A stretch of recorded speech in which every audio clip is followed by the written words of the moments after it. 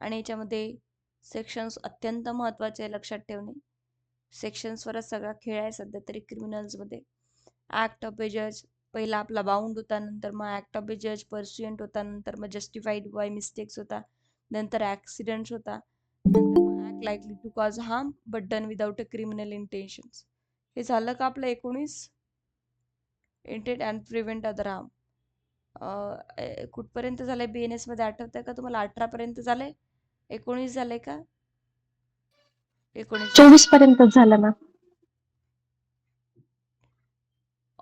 Offence requiring a particular intent of knowledge. Particular intent. 24 झाले, 25 पासून सुरू आहे. Yes ma'am. Okay, come to the section 25. Act not intended and not known to be likely to cause a death of or grievous hurt done by consent. Act not intended, सगळ्यात आधी असा act तुम्ही करता की त्याच्यामध्ये intention नाही आहे. ठीक आहे, कुठल्याही प्रकारे इंटेन्शन नाही आहे कुणाचं. लाईक मी एखादा ऍक्ट करते पण विदाउट इंटेन्शन नाही आहे माझं काही. Okay, first thing. Second thing काय म्हटले, अँड नॉट नोन. कधीही जेव्हा तुम्ही बेअर ऍक्ट रीड करता त्यावेळी हेडिंग प्रॉपरली वाचा. ओके, इंटेन्शन बद्दल बोलतोय. And not known to be likely to cause a death, आणि मला माहीत पण नाही आहे की याच्यामध्ये डेथ होऊ शकते और किंवा मग खूप जास्त ग्रीवस हर्ट होऊ शकते, दुखापत होऊ शकते. Done by a consent. आता कन्सेंट आली आहे इथे, डन बाय अ कन्सेंट. ठीक आहे, तर काल परवाच उदाहरण सांगते तुम्हाला. सांगितलं आमच्याकडे मेडिकल कंडिशन्स होती and doctor said that there is a no guarantee for the operations. Okay, आणि एक 30 to 40% तुम्हाला आम्हाला कन्सेंट द्यावी लागेल की ऑपरेशन करतोय आम्ही, गॅरंटी नाही देऊ शकत पेशंट. मग ही जी कन्सेंट तुम्ही घेत आहात, कोण घेत आहे? डॉक्टर कन्सेंट घेत आहे की नाही? Yes, definitely. आणि कन्सेंट घेतल्यानंतर काय? Not intention. डॉक्टरचं तुम्हाला किल करण्याचं इंटेन्शन आहे का? नाही. मग there is no intention, intention is absent. मग इंटेन्शन नव्हतं कुठल्याही प्रकारे. अशा केसेस डेली आपल्या जीवनात घडतात. आणि डॉक्टरला माहीतही नाही काय होईल ऑपरेशनमध्ये. डॉक्टर स्पष्ट सांगतात की मलाही माहिती नाही, मी प्रयत्न करणार आहे. ठीक आहे की नाही? की मला नॉलेज नाही आहे काय होईल, ऑपरेशन सक्सेस होईल, फेल होईल, किंवा इंजुरी होईल. ऑपरेशन्स केल्यानंतर ग्रीवस हर्ट होऊ शकतं, दुसरी कुठली इंजुरी किंवा इन्फेक्शन्स होऊ शकतात. This is called the grievous hurt. ह्या तिन्ही गोष्टी होऊ शकतात, ते डॉक्टर आपल्याला सांगत आहे आणि सांगून आपली कन्सेंट घेत आहे. काय? की तुम्ही कन्सेंट द्या ऑपरेट करायचं की. This is the art section. बस हा सेक्शन आहे 25. Nothing which is not intended to cause a death or grievous hurt. आमचं कुठलंही डेथ करण्याचं किंवा ग्रीवस हर्ट करण्याचं इंटेन्शन नाही आहे. And which is not known by the doer to be likely to cause a death or grievous hurt. Doer म्हणजे जो करणारा. आम्हाला माहिती नाही की डेथ होणार की ग्रीवस हर्ट होणार. Is an offence by reason of harm of the मिकॉज. आणि उद्या जर डॉक्टरवर आपण ऑफेन्स म्हणून अलेगेशन्स घेतले किंवा कोर्टात घेऊन गेलो तर, म्हणून म्हटलंय की याला ऑफेन्स म्हणू नका. An offence by reason of any harm which is may causes or be intended by the doer to cause to any person above 18 years of age. पण ज्याची कन्सेंट घेताय तो 18 वर्षाच्या वर पाहिजे. क्लिअर? बिकॉज कन्सेंट घेणं means it's one type of contract, आणि तो कॉन्ट्रॅक्ट होऊच शकत नाही जर समोरचा व्यक्ती 18 वर्षाच्या वर नसेल. Who has given a consent whether express or replied. कशीही कन्सेंट द्या बट 18 वर्षाच्या वर पाहिजे, तुम्ही साऊंड माइंड पाहिजे. To suffer that harm or by or reason of any harm which it may be known by the doer to be likely to cause to any such a person who has consented to take the risk of that harm. तर याला कुठल्याही प्रकारे offence म्हणता येणार नाही, जो की इथे अशा सिच्युएशन मध्ये झालेला आहे. Nothing which is not intended to cause death, ज्याच्यामध्ये इंटेन्शन नाही आहे ग्रीवस हर्ट करण्याचं, डेथ होण्याचं. ग्रीवस हर्ट किंवा डेथ झाली with the consent for the benefit of the other person. Okay, तर यामध्ये कुठल्याही प्रकारे ऑफेन्स म्हणता येणार नाही. A and Z agrees to fence which each other for the amusement. Okay, त्यांचं फेन्सिंगचं चाललंय काम दोघांचं, आणि याच्यामध्ये this agreement implies the consent of each of suffers any harm. मला किंवा तुला हार्म होऊ शकतं. In the course of such offenses may be caused without a foul play and if A while playing fairly hurts Jade, A commits no offense. दोघेही like एक उदाहरण घ्या, याच्यामध्ये कन्फ्यूज होईल तर. लाईक तुम्ही माझ्या डोक्यावर ऍपल ठेवला, मॅडम म्हटलं की मी तुम्हाला इथून बंदुकीने ऍपल उडवून दाखवतो. म्हटलं हा हा ठेवा ठेवा, काही प्रॉब्लेम नाही. तर आपण दोघंही 18 वर्षाचे आहोत, एकमेकांना कन्सेंट दिलेली आहे आणि याच्यामध्ये मला जर काही झालं तर तुम्ही किंवा मी जबाबदार नाही आहे. क्लिअर? सो असा हा सेक्शन आहे. याच्यामध्ये इंटेन्शन्स किंवा नॉलेज गायब आहे. नॉलेज जरी असेल लाईकली टू कॉज अ डेथचं, बट इथे तुमची कन्सेंट घेऊन केलेला आहे. So this is our section 25. Come to the section 26. Acts not intended to cause a death done by consent in a good faith for a person's benefit. परत सेक्शनच्या हेडिंगकडे जास्त लक्ष द्या. Act not intended to cause a death. माझं कुठलंही एक intention नाही आहे की मी तुमची डेथ कॉज करा पहिलं तर, पण done consent in a good faith for the persons benefit. But again तोच सेक्शन रिपीट करतो, बेनिफिट सेक्शन ऍड केलेला आहे यांनी, वर्ड ऍड केलेला आहे आणि हे म्हणतात की मी समोरच्याच्या बेनिफिटसाठी केलेलं आहे. एखादं मी ऍक्ट केलेलं आहे आणि ते तुमच्या बेनिफिटसाठी केलेलं आहे आणि मला नाही माहित होतं की हे करताना तुमची डेथ वगैरे होणार आहे. इंटेन्शनली मी हे काही केलेलं नाही आहे. उद्या चालून माझ्यावर काही अलिगेशन्स लागले असेल तर डेफिनेटली इथे ते अलिगेशन राहील किंवा मी ऑफेन्स केला नाही. बर्डन ऑफ प्रूफ माझ्यावर आहे की मी सांगावं की विदाऊट इंटेन्शन होतं sir, and that what benefit of the other person होतं आणि विथ दॅट पर्सन कन्सेंट होतं. Nothing which is not intended to cause death. माझं कुठल्याही प्रकारे तुमचं डेथ कॉज करण्याचं इंटेन्शन नाही आहे पहिले तर. So there is no intention, there is no offence. Intention नसेल तर ऑफेन्स नसतो. Is an offence by reason of any harm which is may cause or be intended by the doer to cause. कुठल्याही प्रकारे intention नाही, or be known by the door to be likely to cause to any persons for whose benefit it is done in a good faith. Me good faith मध्ये केलेला आहे. Care and caution घेऊन केलेलं. Good faith means care and attention. Okay.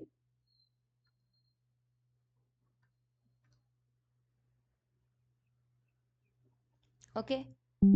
And who has given a consent, whether express or implied, to suffer that harm or to take the risk of that harm. Again, same उदाहरण आहे जे मी आता सांगितलं ते तुम्हाला इथे तुम्ही continue करू शकता. सर्जन्स, येस, दोन्ही याच्या इथे तुम्ही इथे सांगितलं की बाहेरही तुम्ही अग्री करतात, इथं अग्रीचं उदाहरण दिलं तर एकमेकाला अग्री करतात की ऍक्ट करण्यासाठी इंटेन्शन नाही आहे, तुम्ही जाऊ शकता.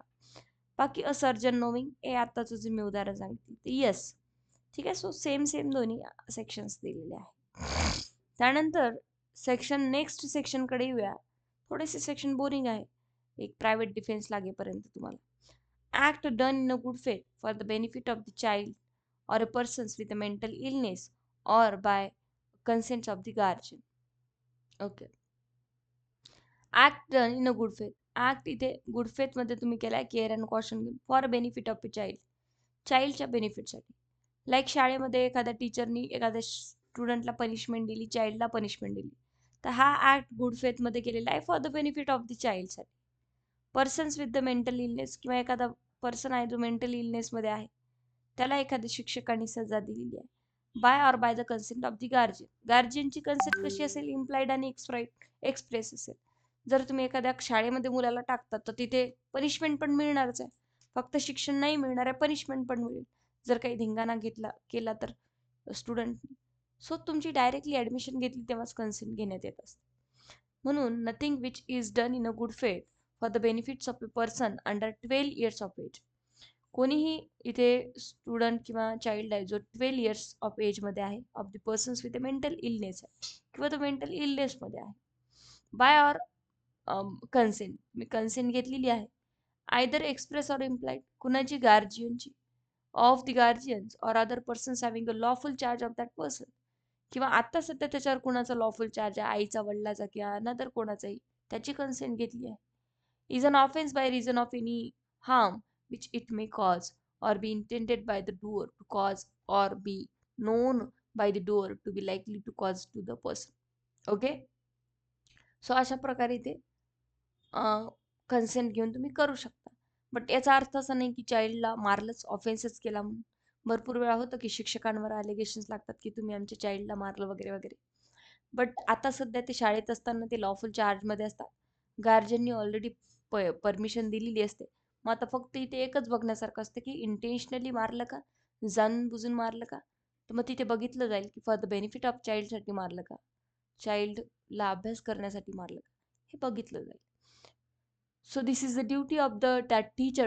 The burden of proof is lies on the teacher to prove that की मी इंटेन्शनली नाही केलं, गुड फेथ मध्ये केलं आणि त्याच्या फायद्यासाठी केलं, हे शिक्षकाला प्रूफ करावे लागेल कोर्टामध्ये. Provided that this exception shall not extend. हे बघा, आपण इच अँड एव्हरी सेक्शन बघतो किंवा कायदा शिकतो, तर आपण शिकतो कशासाठी याचा पर्पज आपल्याला कळणे गरजेचं आहे. जसं आता मी तुम्हाला एक स्टोरी सांगितली, मी प्रत्येक वेळेस तुम्हाला स्टोरी सांगून सांगते. उद्या जर अशा प्रकारची केस आली की तुम्हाला कळलं पाहिजे की यस, लॉचा पर्पज असतो आहे. जर मेडिकल फील्डमध्ये तुम्हाला मेडिकल केसेस शिकवत आहे तर त्यांना तेच शिकवत आहे की उद्या जर तुमच्याकडे असा पेशंट आला तर तुम्ही काय करणार. दिस इज कॉल्ड प्रॅक्टिकल नॉलेज.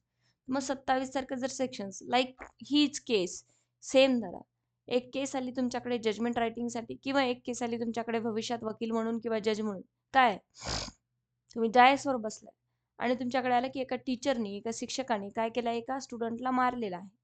तुम्हाला लवकर लक्षात आलं पाहिजे काय की हे तुम्ही शिकलोय लॉमध्ये, तुम्ही शिकलातच त्याच्यासाठी, नाही तर कोणताही पर्सन एक प्रुडंट मॅन डायसवर जाऊन बसला असतात ना. येस. मग तुम्हाला बघायला लागेल काय की जो ऍक्ट केलेला आहे तो सगळ्यात आधी गुड फेथ मध्ये आहे का, इथे गुड फेथ दिसून येते का, बेनिफिटसाठी केलाय का चाइल्डच्या शिक्षकाने, पर्सन ज्याला केलाय तो चाइल्ड आहे का किंवा इलनेसमध्ये आहे का, कन्सेंट होती का गार्जियनची, कशा प्रकारची होती, हा यांच्या शाळेचा स्टुडंट होता का ऍट द टाइम. मग आता हे झाले question of law. Question of law mean section मध्ये बसते का. याच्या व्यतिरिक्त काय असतं, क्वेश्चन ऑफ फॅक्ट असतं. एक्झॅक्टली का मारलं, कसं मारलं, किती मारलं, that is all the question of fact. Clear. पहिले तर क्वेश्चन ऑफ लॉ क्लिअर करा की या सेक्शन मध्ये बसतंय का. क्लिअर. मी आत्ता मध्यंतरी एकाला एक गोष्ट सांगितली होती की 1-2 महिन्यापूर्वी सुट्ट्या लागायच्या आधी हायकोर्टमध्ये एक डिस्कशन सुरू होतं. ओके. सो काय डिस्कशन सुरू होतं एका केसवर की पब्लिक सर्वंटचं सेक्शन अप्लाय होतं का, तो तो तिथे अट्रॅक्टच व्हायला तयार नाही सेक्शन का, कारण जस्टिस म्हणू लागले की हेडिंगच क्लिअर नाही होत आहे. हेडिंग कशी क्लिअर नाही होत आहे. सपोज इथे जर एखादा केस आली तुमच्याकडे आणि त्या केसमध्ये काहीतरी मिसिंग दिसतंय, काय सेक्शन तर लावला पोलिसांनी, मिसिंग काय दिसतंय, एक ऍक्ट, एक तर गुड फेथ मिसिंग दिसतंय, for the benefit of missing दिसतंय, किंवा पर्सन मॅडनेस मध्ये नाहीये किंवा कन्सेंट नाहीये गार्जियनची. ह्या कुठल्याच गोष्टीपैकी एक जरी मिसिंग दिसली तर सेक्शन अट्रॅक्ट होत नाही, तुमचा FIR क्रॅश होऊन जाईल आणि तुम्हाला वापस पाठवलं जाईल. त्यामुळे खूप अभ्यास असणं गरजेचं असतं, वर्ड टू वर्ड. मग प्रत्येक सेक्शनची एक स्टोरी बनते आणि प्रत्येक सेक्शनवर केस तयार होते. ठीक आहे, आले लक्षात एक्झॅक्टली मला काय म्हणायचं तुम्हाला. So provided that this exception shall not extend to, यांनी काही एक्सेप्शन्स दिलेले आहे. शिक्षकाने मारावं, शिक्षकाला अधिकार आहे, शिक्षक मारू शकतं, अनसाऊंड असेल तरी, चाइल्ड असेल तरी, for the benefit of that child. Okay, for the better improvement, किंवा त्याला मारू शकता, डेफिनेटली पनिशमेंट देऊ शकता, पण किती मारावं, this is the question of fact. या क्वेश्चन ऑफ फॅक्ट मध्ये मी आताच सांगितलं तुम्हाला, the intention causing a death or attempting to cause death. खरंच त्याचं इंटेन्शन कॉझिंग अ डेथचं होतं का किंवा अटेम्प्ट टू कॉज डेथचं होतं का, इतकं जास्त मारलं शिक्षकांनी की त्याला ऍडमिट करावं लागलं, मरता मरता स्टुडंट वाजला, असं होईल का. मग इतकं जर मारलं असेल किंवा इतकं जर पनिशमेंट दिली असेल तर ते इंटेन्शन दिसतंय तिथे. ठीक आहे, हे असं करायला नको. The doing of the anything which the persons doing it knows to be likely to cause. जो पर्सन इथे करतोय किंवा मारतोय त्याला माहिती आहे की असं एवढं मारल्यामुळे, लोखंडी रॉडमुळे मारतोय आणि त्या पर्सनला माहिती आहे की असं मारल्यामुळे डेथ होऊ शकते किंवा कुठलाही ग्रीवस हर्ट होऊ शकते किंवा एखादी इन्फर्मिटी डिसीज होऊ शकतो त्या पर्सनला. मग इतकं जर मारत असेल तुम्ही तर this is not comes under the no offence, it's a offence, म्हणून प्रोव्हायझो मध्ये दिले. मग बघितलं जाईल क्वेश्चन मध्ये, क्वेश्चन ऑफ फॅक्ट मध्ये, कोर्टमध्ये, किती मारलं, काय मारलं, इतकं मारणं योग्य आहे का. फक्त बॅग मध्ये चॉकलेट दिसलं म्हणून इतकं मारलं स्टुडंटला की त्याला ग्रीवस हर्ट झाला, हात पाय तुटले. मग आता हे इंटेन्शनली झालं, बरोबर आहे की. The voluntary causing of grievous hurt or to attempting to cause a grievous hurt unless it be for the purpose of the preventing death or grievous hurt, the curing of the grievous disease or infirmity. Voluntary केलेलं आहे काही सगळं, मुद्दाम केलेलं आहे का? मग हे सगळ्या गोष्टी जर व्हॉलंटरीली असेल तर हा सेक्शन तुम्हाला प्रोटेक्ट करणार नाही शिक्षकाला. क्लिअर? मग हे कोण बघणार? ते जज बघणार, सेक्शन काढणार, वर्ड टू वर्ड बघणार की कुठे बसताय तुम्ही. Okay. The abatement of any offense to the committing of an offense, it would not be extend. तुम्ही तेराहित व्यक्तीने कोणी अबेटमेंट जरी केलं असेल, अबेटमेंट अजून जायचं आपण समोर, ते सुद्धा याच्यामध्ये कव्हर होणार आहे. क्लिअर? बघा इथे, A in a good faith for his child's benefit without the child consent. A हा एक फादर आहे, तो आपल्या चाइल्डला has his child cut for the stone by the surgeon knowing it to be likely that the operations will cause child's death. एक स्टोननी cut होतं, त्याचं stone आहे म्हणून, आणि सर्जनकडे ऑपरेशन साठी जावं लागतं. चाइल्डच्या साठी फादर कन्सेंट देतो की यस तुम्ही ऑपरेशन करा, but not intended to cause child death. कुठल्याही प्रकारे चाइल्डची डेथ करा असं इंटेन्शन नाही आहे. A is within the exceptions in as much as his object was the cure of the child. Any फादरनी जर चाइल्डची डेथ झाली तर कुठलाही गुन्हा केलेला नाही किंवा डॉक्टरनी पण केलेला नाही आहे. डॉक्टरचा सेक्शन आपण ऑलरेडी कव्हर केलेला आहे. Now come to the next. 28. A consent is not such a consent as is intended by any sections of the संहिता. कन्सेंट म्हणजे काय? या संहितामध्ये, भारतीय न्याय संहितामध्ये कन्सेंट एक्झॅक्टलीचा काय मिनिंग आहे? Consent known to be given under fear or misconception. हा section यांनी इथे असा टाकलाय. तर consent is not such a consent as is intended by section of this संहिता. आता consent known to be given under a fear of misconception, याचे 2-3 ground मी तुम्हाला सांगू शकते तर तुम्हाला प्रॉपरली कळेल. आता कन्सेंट आहे, सॉरी, याचं काय मिनिंग आहे किंवा याचा काय उद्देश आहे कन्सेंट. सपोज हा एक व्यक्ती आहे ए आणि हा एक व्यक्ती आहे बी. ए काय म्हणतो? ए याच्या डोक्यावर बंदूक ठेवतो एक, ठीक आहे, आणि म्हणतो की जा आणि या थर्ड पर्सनच्या घरात चोरी करून ये, नाही तर मी तुला मारून टाकेन. आता ए वर फिअर अँड मिसकन्सेप्शन आहे. एक फिअर आहे, मिसकन्सेप्शन सोडून द्या. फिअर आहे, भीती आहे. चोरी नाही केली, ठीक आहे, चोरी नाही केली तर काय होणार आहे? मला हा मारून टाकणार आहे. एक्झॅक्टली ऑफेंडर कोण आहे? ए आहे. याचा काहीही दोष नाही. हा बिचारा फिअर मध्ये गेला, याचं कुठलंही चोरीचं इंटेन्शन नाही आहे, व्हॉलंटरीली गेलं नाही, याचा काही संबंध नाही. जातो, वस्तू चोरून आणतो आणि याला देऊन टाकतो. बी ला पोलीस पकडतात, FIR फाईल करतात चोरीचा आणि कोर्टात घेऊन जातात. कोर्टमध्ये बी सांगतो, सर मी व्हॉलंटरीली केलं नाही, माझ्या डोक्यावर बंदूक ठेवली होती आणि या थर्ड पर्सनच्या घरात जाऊन चोरी करायला मला सांगण्यात आलं होतं. तर कोर्टला लक्षात येतं येस फिअर मध्ये झालेला आहे. फिअर कुठे दिला? इथे जनरल एक्सेप्शन मध्ये. मग जर कोणत्याही, मी कन्सेंट दिली, मी काय म्हटलं की हो मी चोरी करते किंवा करतो, कन्सेंट दिली की नाही बीनी, येस बाबा ठीक आहे मला मारू नको, काय कोणती कन्सेंट? ही कन्सेंट बीनी दिली. ही कन्सेंट दिली त्यांनी एला की ठीक आहे मी चोरी करतो, करते, मारू नको.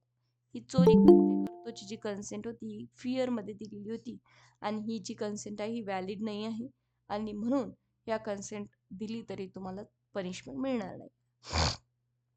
जी बीनी कन्सेंट दिली की हो मी चोरी करते, करतो, know to be given under the fear of misconception. Misconception means काहीतरी चुकून काही दुसरं ऐकण्यात आलेलं आहे किंवा काहीतरी मिसकन्सेप्शन मध्ये सुद्धा जर कन्सेंट दिली असेल तर तसं होणार नाही. एखाद्या स्त्रीला म्हटलं असेल की तुझी छेडछाड करते, करतो, जा असं काहीतरी कर, तसं काहीतरी कर, आणि तिने ते केलं तर डेफिनेटली तिने जी कन्सेंट दिली ती कन्सेंट नाही आहे. A consent is not such a consent as is intended by any sections of the Sahita. If the consent is given by a person under the fear or injury, जर तुम्ही मला मारून टाकणार आहे, भीती घालवत आहे माझ्या फॅमिलीच्या अगेन्स्ट किंवा माझ्या अगेन्स्ट आणि माझ्याकडनं काही ऑफेन्स करून घेत आहे, तर मी ऑफेन्स केला नाही, ऑफेन्स तुम्ही केला. कोर्टामध्ये हे प्रूफ करणं गरजेचं आहे. This is the duty of mine or burden of proof माझ्यावर राहील की यस सर मी दबावात हे काम केलेलं आहे किंवा अंडर द मिसकन्सेप्शन्स, मला काही मिसकन्सेप्शन्स करून दिलं होतं तुम्ही of a fact, and if the persons doing the act non or has reasons to believe that the consent was given in consequences of such a fear or misconception. तर आपल्याला इथे काय करावं लागेल? रिझन्स टू बिलीव्ह, मला इथे विश्वासास पात्र करावं लागेल आणि समोरच्याला पटवून द्यावं लागेल की मी हे सगळं भीतीपोटी केलेलं आहे, आणि तर तुम्हाला सेक्शन 28 प्रोटेक्ट करेल आणि याला नो ऑफेन्स म्हटलं जाईल, की यांनी जबरदस्ती करून घेतलं याच्याकडनं, हा ऑफेन्स नाही आहे. If the consent is given by a person who, from mental illness or intoxication, is unable to understand the nature and consequences of that to which he gives the consent, definitely दारूच्या नशेमध्ये, इंटॉक्सिकेशन्समध्ये किंवा mental इलनेसमध्ये कुठल्याही गोष्टी केल्या तर किंवा मी consent दिली, मी एखाद्याला like एखादा मॅड पर्सन आहे, इलनेसमध्ये आहे, तो मॅड इलनेसमध्ये आहे आणि तो काही कन्सेंट देईल मला. मी जर म्हटलं तुला चॉकलेट देतो, जा चोरी करून येतो, तो होच म्हणेल. हो ही कन्सेंट दिलेली इथे सरळ सरळ काय व्हॅलिड नाही आहे. ओके, सो त्यांनी केलेला ऍक्ट तो ऑफेन्स होईल का? अजिबातच नाही. ठीक आहे. So, unless the contrary appears from the context, if the consent is given by a person who is under at 12 years, of course, 12 वर्षाच्या आतल्या कोणत्याही व्यक्ती मुलीने कन्सेंट दिली असेल तर ती कन्सेंट व्हॅलिड नाही आहे. ठीक आहे. Exclusion of acts which are offence independently harm cause. Okay, इथून आपण उद्या बघूया. ठीक आहे. एक्सक्लुजन पासून थोडंसं डीपली जावं लागणार. इथून आपण पूर्ण राईट टू प्रायव्हेट डिफेन्स संपवून टाकायचं आहे. 33-34 कुठपर्यंत येतं राईट टू प्रायव्हेट डिफेन्स? 35 नंतर उद्या थोडं जास्त वेळ घ्यायला. Right to private defence 41, 43, 44, yes 44 sections पर्यंत उद्या आपल्याला बघायचे. आणि देन मग आपण जाऊया अबेटमेंट चॅप्टरकडे. ठीक आहे. अबेटमेंट, क्रिमिनल कॉन्स्पिरसी, अटेम्प्ट, इथे थोडे बदल केलेले आहे. ओके, उद्या बघू.